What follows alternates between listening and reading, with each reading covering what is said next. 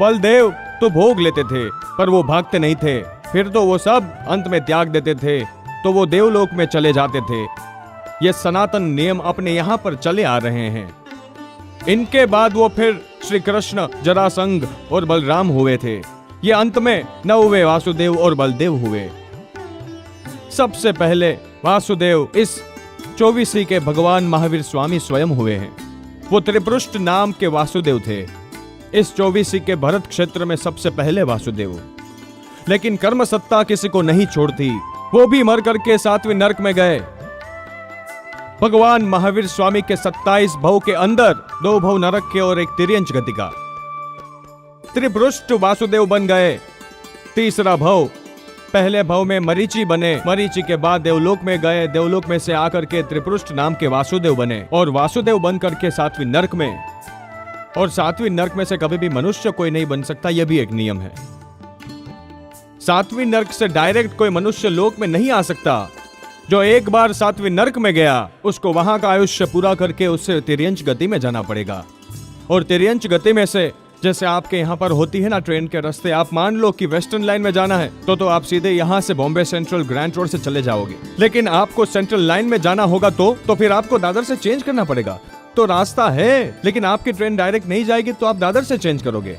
7वें नरक वाले को सीधी डायरेक्ट मनुष्य गति नहीं मिलती तो उनको तिर्यंच गति में आना पड़ता है। भगवान महावीर स्वामी त्रिपुष्ट वासुदेव बन करके 7वें नरक में गए तो फिर वहां से आकर के शेर बन गए और शेर बन करके अब शेर चौथी नरक में जाते हैं। तो चौथी नरक में गए, 2 बार नरक में जाना पड़ा, एक बार तिर्यंच गति में जाना पड़ा, फिर वहां से निकल के धीरे धीरे विकास यात्रा शुरू हुई। ये सब भोगने और भागने की कहानी है। सुख के पीछे जो भी भागता है ना वो अपनी आत्मा का अधःपतन करता है।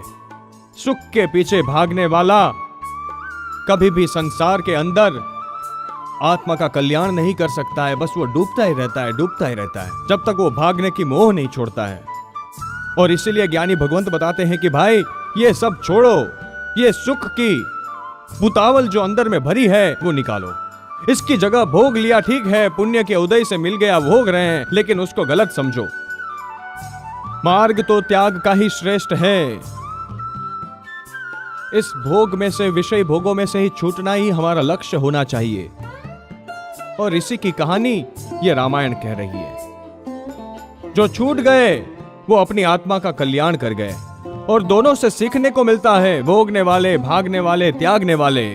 भागने वाले डूब गए तो हमें एक प्रेरणा देते हैं कि इस तरह से भागो मत। त्यागने वाले अपने को प्रेरणा देते हैं, इन्होंने त्यागा है ये अपनी आत्मा का कल्याण कर सके।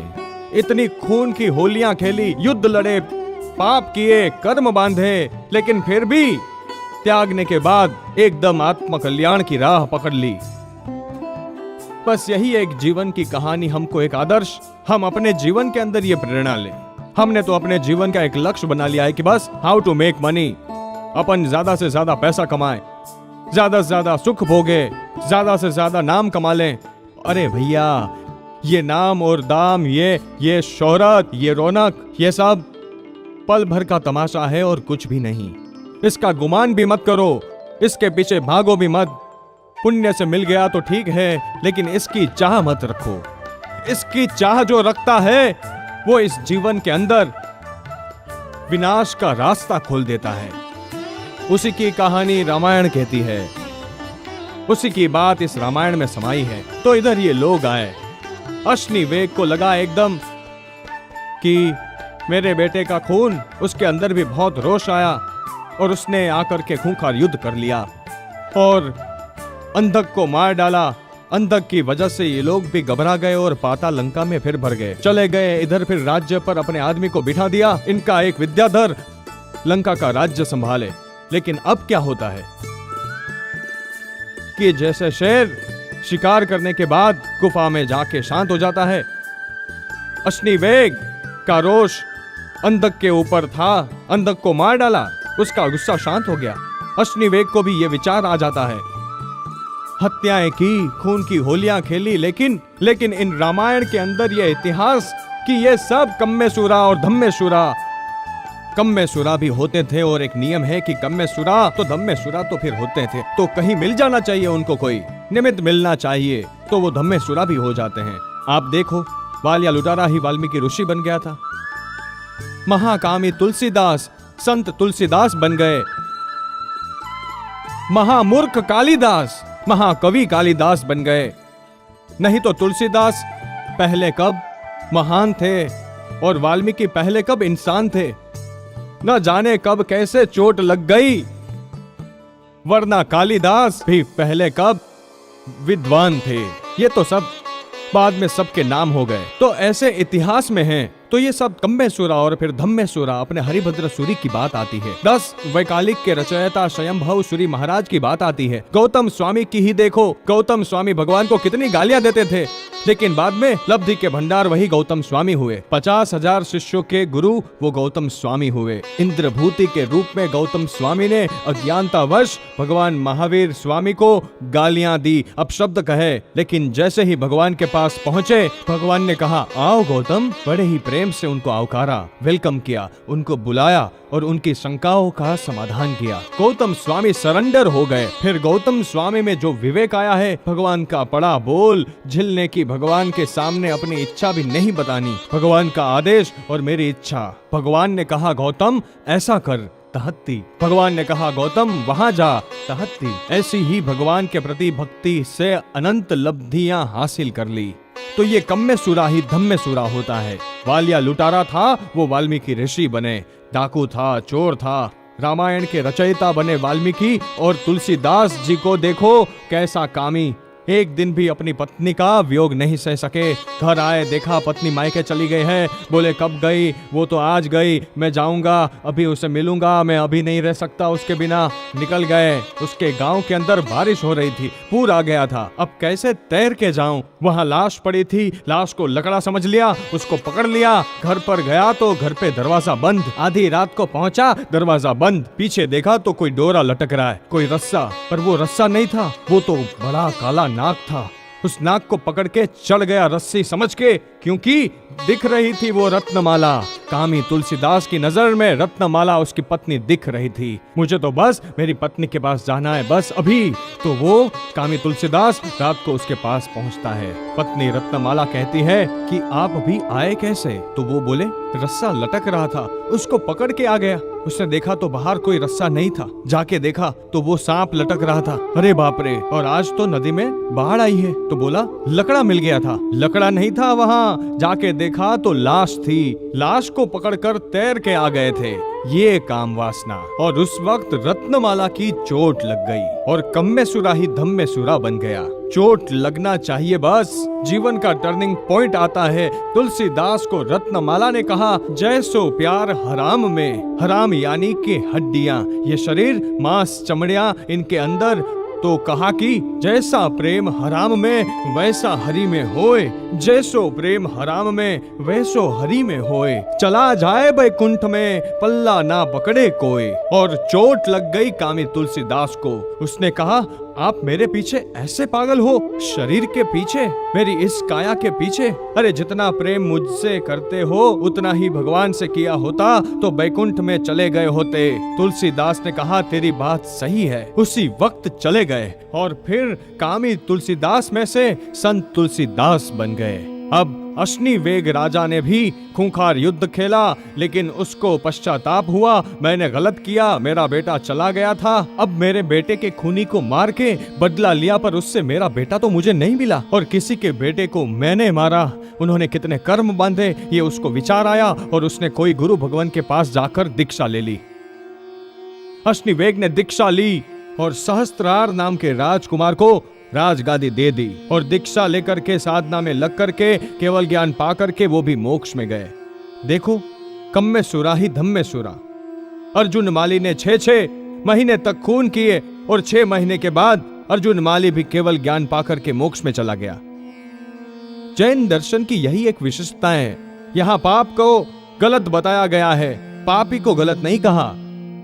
यहां तो यह कहा गया है कि पापी को कभी भी अपने पाप का त्याग करके पवित्र बन सकता है, पुनीत बन सकता है। तुम पापी से नफरत मत करो, करना हो तो पाप से नफरत करो।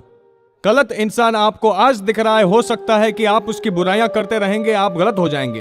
और वो आदमी आपको गलत लग रहा है, आप उसकी निंदा करते रहेंगे, उसका अंदर से पश्चाताप होगा तो वो ऊपर चढ़ेगा और आप नीचे गिरोगे। इसलिए भी किसी की निंदा में मत पड़ो। अश्निवेग खूंखार युद्ध करके कितने लोगों को मारने के बाद आखिर में दीक्षा का मार्ग लेकर आत्मा का कल्याण कर लेता है। अब उधर पाताल लंका में रहते हुए लंका के राजा सुकेश की रानी इंद्राणी से उसको 3 बेटे होते हैं, माली, सुमाली और माल्यवान। इसी तरह से सुकेश राजा के ही मित्र और वानर द्वीप के किष्किंधी राजा को भी अपनी रानी श्रीमाला से आदित्य रज्जा और ऋक्ष रजा नाम के 2 बड़े ही पराक्रमी पुत्र होते हैं। अब ये सब बड़े होते हैं। इधर एक दिन उसकी मां यानी कि सुकेश की पत्नी महारानी उदास बैठी थी। तीनों बेटों ने पूछा कि मां तुम क्यों उदास हो? बेटे मैं क्या करूं, तुम्हारे पिता, उनके पूर्वजों का जो राज्य था उसने ऐसा किया वैसा किया, ऐसा पूरा इतिहास बताया। माली को लगा कि नहीं, मेरे पिता का राज्य में लाकर के रहूंगा, उस निर्धात को मार कर रहूंगा।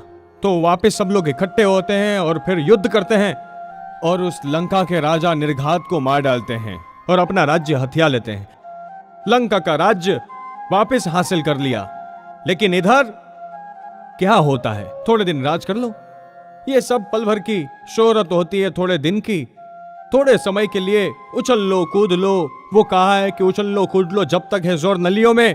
याद रखना, इस तन की उड़ेगी खाक एक दिन गलियों में। फिर क्या है, आप जो करोगे वो भोगना ही है। लेकिन इन राजाओं के यही इतिहास थे। अब राजाशाही चली गई तो अब राजनेताओं का भी यही है। देखो कितने को मारे, कितने किस्से, कभी कोई लैला खान का आ रहा है, कभी किसी और खान का आ रहा है, कभी किसी और का आ रहा है। सब ये हत्याएं, मारना काटना, सब ये राजनीतियां चल रही है। राजनीति उसको कहते हैं जहां नीति चली जाती है और सिर्फ राज रह जाता है। नीति यानी धर्म है, राज यानी शासन, और दोनों मिलकर के राजनीति हुई है। राजनीति वो राजनीति सही होती है जिसमें धर्म होता है। राजनीति धर्म सहित की होगी तो बराबर होगी। धर्म में राजनीति नहीं होना चाहिए, राजनीति में धर्म होना चाहिए। धर्म में राजनीति यानी उसने ऐसा किया तो मैं भी ऐसा करूंगा, ये राजनीति आ गई। कभी तपस्या होती है ना, अब आपके व्यवहार में तो देखते हैं, लेकिन आपके पड़ोसी, आपके कोई रिश्तेदार, आपके मित्र या आपके कोई भाई बंधु है, उनके यहाँ बड़ी तपस्या हुई है, मास श्रवण हुए, तो आप क्या करोगे? आप अपना इतिहास टटोलोगे कि हमारे यहाँ किसकी हुई थी और उनके वहाँ हुई थी तो इन्होंने क्या किया था, आए थे कि नहीं आए थे, कितने आए थे, अच्छा और कितने का कवर दिया था कि कितने का चांदला दिया था। ये क्या हुआ कि धर्म के अंदर राजनीति घुस गई। ये राजनीति, उन्होंने जो किया हम भी वही करेंगे। अरे उनसे क्या, तब की अनुमोदना करना है तो करो ना, ये सब क्यों देखते हो? लेकिन अक्सर इंसान ये सब देखता है और ये भी एक प्रकार की राजनीति है। और उन्होंने वहां मुझे 4 लोगों के बीच में मेरी बात काट देती थी तो मैं भी 40 लोगों के बीच में इसकी बात काटूंगा। ये भी एक बदले की भावना है, रिवेंज, प्रतिशोध, ये भी एक प्रकार की धर्म में राजनीतियां हैं। तो ऐसी ही राजनीति चलती थी। अब वो माली सबको लेकर के जाता है और निर्घात को मारता है और फिर लंका का राज्य वापस ले लेता है। अब ये वापस उसका मित्र किष्किंधी भी पाताल लंका से एक बार मेरू पर्वत पर शाश्वत तीर्थों की यात्रा करने के लिए गए तो उधर रिटर्न होते रास्ते में मधु पर्वत आए। अच्छा लगा, अतः वहां ही अपनी नगरी बसाई। उसी का नाम किष्किंधा रख दिया और उस पर आदित्य रज्जा को राजा बना दिया। अश्निवेग ने भले दीक्षा ले ली, लेकिन सहस्त्रार भी कुछ कम नहीं था। सहस्त्रार की एक चित्त सुंदरी नाम की पत्नी थी। सहस्त्रार की महारानी चित्त सुंदरी को एक स्वप्न आया, बहुत अच्छा स्वप्न आया। जाकर के उसने सहस्त्रार राजा को सुनाया। सहस्त्रार ने कहा कि तुम्हें एक बहुत पराक्रमी पुत्र का जन्म होगा इस स्वप्न के कारण से। लेकिन स्वप्न के अंदर कुछ दोहद होने लगा और उस दोहद की वजह से कई प्रकार के अंदर में वो पूरे नहीं होते तो ये सब इतिहास आते हैं कि वो शरीर खत्म होने लगता है। तो उसे भी एक विचित्र दोहद हुआ। क्या दोहद होता है? उसको ये होता है कि मैं इंद्र लोक में रहते, देवलोक में रहते इंद्र के साथ भोग भोगूं, उनके साथ संभोग करूं। अचानक एक गलत भावना आ गई, और ये क्यों हुआ कि उस जीव की वजह से वो जीव ऐसा अंदर आया। अब उसको ऐसी भावना आ गई कि इंद्र के साथ भोग भोगूं। और ऐसी बात अगर किसी पत्नी को आए तो क्या अपने पति को बताएगी? अब ये दोहद पूरा नहीं हो रहा है। उसकी इच्छा हो रही है कि इंद्र को भोगूं, पत्नी को बोल नहीं सकती है, शरीर गलता जा रहा है, खत्म होता जा रहा है। राजा सहस्त्रार ने फिर एक दिन पूछा, तुम बताओ तो सही। नहीं बताया तो उसमें जिद पकड़ लिया कि आखिर क्या बात है, तुम्हारा शरीर खत्म हो जा रहा है, बताओ जल्दी से, छोड़ने वाला नहीं हूं तुमको, मुझे बताना ही पड़ेगा। अब उसके लिए बहुत बड़ा धर्म संकट आ गया, अब बताऊं कैसे?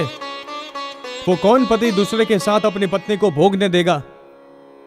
नहीं, हो ही नहीं सकता है। तो उसने कहा कि अब मैं क्या करूं? पति ने तो कह दिया है तुमको मुझे बताना ही पड़ेगा, सब सच सच बता दो तुम मुझे आज, तुम्हारी कुछ भी इच्छा होगी मैं पूरी करूंगा। तो बोली अब क्या करूं? आखिर उसने बताया। नहीं माना पति, तो कि मैं क्या करूं, बहुत गलत अंदर से विचार और दोहद हो रहा है, और मेरे को करना भी नहीं है पूरा, लेकिन बार बार मुझे ये इच्छा हो रही कि मैं ये करूं, अब क्या करूं?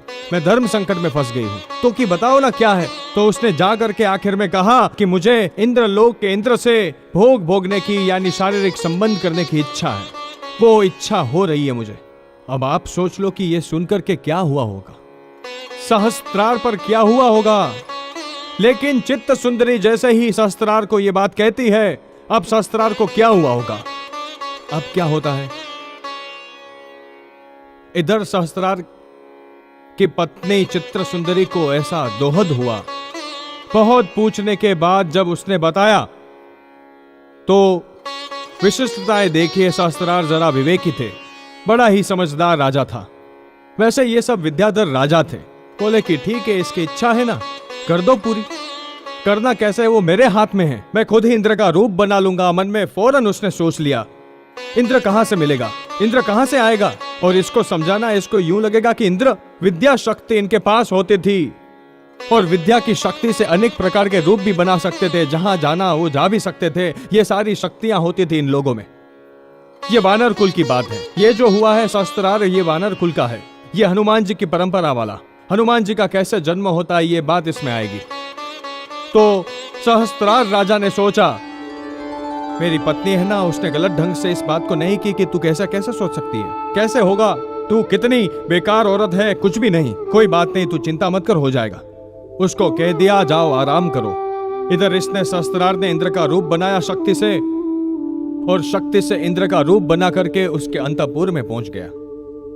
चित्त सुंदरी सोचती है कि इंद्र महाराज खुद आ गए, पूरा देवलोक का ऐसा दृश्य, इंद्र आए देवलोक से उतर करके इस तरह से पहुंच गए उसके पास। उसकी इच्छा पूरी हो गई, उसने शारीरिक संबंध इंद्र के साथ किए, अपने पति के साथ ही किए, और इंद्र समझकर किए कि मैं इंद्र से ही कर रही हूं। सहस्त्रार राजा खुद ही था, उसने इंद्र का रूप बनाया और अपनी पत्नी की इच्छा पूरी कर दी। अब उसके बाद में वो गर्भ रहा और आगे बढ़ा धीरे धीरे, और उसको एक पुत्र का जन्म हुआ। तो पुत्र का जन्म उस बच्चे के गर्भ में रहते हैं। उसको इंद्र को भोगने की इच्छा हुई थी, और वो लड़का भी होता है, वो इतना पराक्रमी, इतना सुंदर, इंद्र जैसा, देवलोक के देव कुमार जैसा। तो सहस्त्रार ने उसका नाम इंद्र ही रखा। सहस्त्रार ने उसका नाम इंद्र ही रखा। अब इंद्र बड़ा होता है तो सहस्त्रार ने वहां का राज्य रत्नुपुर का उसको सौंप दिया, और ये सहस्त्रार जो है उसने दीक्षा ले ली। अब ये इंद्र जो है इतना बलवान राजा हुआ, इतना जबरदस्त। ये सब पूर्व की पुण्याई होती है, साधना का फल होता है कि मेरी माँ को ऐसी इच्छा हुई थी, तो इस तरह से इसने मेरा नाम इंद्र रखा है, तो बस इसको भी एक चनक लगी, मैं इंद्र जैसा ही बनूंगा। इसने सभी विद्याधर राजाओं को जीत लिया और सर्वत्र अपना आधिपत्य जमा लिया, और इंद्र जैसा ही अपने आप को मानने लगा। तो इंद्र की सभा होती है, 7 सेना होती है, 3 परिषदा होती है, ऐरावत हाथी होते हैं। यह सब उसने जो शास्त्रों में अधिकार आते हैं, जो देवलोक में इंद्र होता है, इंद्रलोक के अंदर वो ऐसा होता है, तो उसने वो सब उसका सब ऐसा फैला दिया, उसका राज्य ऐसा फैलाया। जैसे इंद्र महाराजा इस तरह से इंद्रलोक में रहते, उसने पूरा महल ही ऐसा बना लिया, पूरे इंद्र जैसी शोहरत से रहने लगे। अब क्या होता है, इधर ये लंका में माली राजा राज्य कर रहा था, इसने उसको निर्घात को मारा। और माली, अब इसको पता चला कि ये निर्घात को भले मार दिया था, इधर इंद्र को बड़ा होने पर यह बात पता चली कि यहां पर मेरे पिता ने जिस राजा को रखा था वो उसको इसने मार डाला, और उस पर यह माली यहां आ गया। इसने वापस अपनी सेना के साथ तैयार होकर उसके साथ युद्ध किया और उस युद्ध के अंदर माली को मार डाला। अब माली मर गया तो फिर ये सब भागे, सुमाली और उसका भाई माल्यवान, ये सब वापस पाताल लंका में गए। मतलब लंका का पतन उत्थान चलता ही रहा। फिर वापस इस इंद्र ने लंका के ऊपर अपना एक विद्याधर वैश्रवण नाम का, विश्रवा और कौशिका का पुत्र, उस वैश्रवण को वहां पर बिठाया और वैश्रवण को लंका का राजा बना दिया, और माली वगैरह सब पाताल लंका में चले गए। अब इंद्र का तो अहंकार फैल गया कि मेरे से बढ़कर तो कोई है ही नहीं, पूरी दुनिया का अब तो मैं अकेला, मैं अजय योद्धा हूं। लेकिन जब भी कभी ऐसा हुआ ना, तो इतिहास साक्षी है कि अहंकार किसी का रहा नहीं है और किसी का रहेगा भी नहीं। अहंकार किसी का नहीं रहा है। अहंकार को ईगो कहते हैं, इसलिए कहते हैं ईगो को गो करो। बस ईगो को गो करो तो जीवन में शांति हो जाएगी। ईगो कभी रहता तो नहीं है, लेकिन वो जो कुछ भी होता है ना, वो सबको लेके चला जाता है। अब इस इंद्र को भी बहुत अहंकार है। माली के भाई सुमाली ने जब सुना ये सब, और बाद में धीरे धीरे वो तो चला गया, पर वो सीधा रहे क्या? तो इधर सुमाली ने कहा अब काम कल से होगा, बल से नहीं होगा, कल से यानी बुद्धि से होगा। अपने पास पुण्य भी नहीं है, तो अब पुण्य का बल बढ़ाना पड़ेगा, तो उसके लिए साधना करनी पड़ेगी। अब क्या होता है कि सुमाली की प्रीतिमती नाम की एक रानी थी। तो प्रीतिमती इसकी जो रानी थी सुमाली की, उस रानी से उसको एक राजकुमार होता है रत्नश्रवा नाम का। रत्नश्रवा राजकुमार धीरे धीरे बड़ा होता है, और प्रीतिमती ने उसको बताया कि बेटा, तेरे बड़े पिताजी को उसने मार डाला, तेरे पिताजी भी बड़े दुखी है, अपना राज्य चला गया है, अब सब तेरे को ही करना है तो कर, उसके लिए साधना कर, कुछ सिद्धियां हासिल कर। अपने यहां पर परंपरा चली है कि साधना होती है तो उसी से सिद्धि मिलती है। अपन लोगों को सबको सिद्धि तो चाहिए, लेकिन हम साधना से कतराते हैं, साधना से घबराते हैं। ये नौकार की आराधना चल रही है, तो ये भी एक प्रकार की साधना है।